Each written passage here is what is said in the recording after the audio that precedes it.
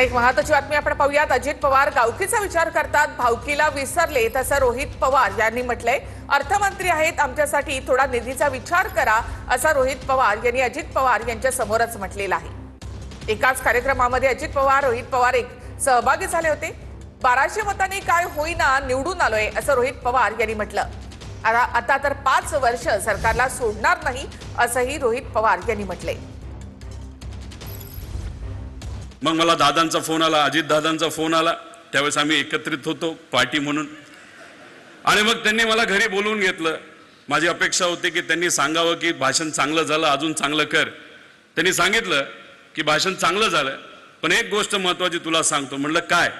अरे भाषण देत असताना, अधिवेशनामध्ये बोलत असताना तुझ्यावर कॅमेरा असतो, जरा बटणं जरा वरपर्यंत लावत जा।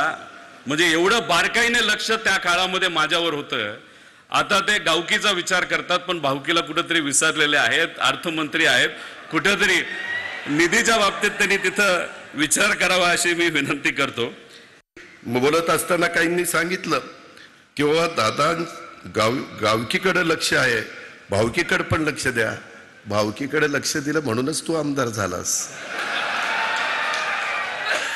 जरा जयंतराव त्याला विचारा किती मतं पडली, पोस्टल बॅलेट मध्ये आलाय आपण।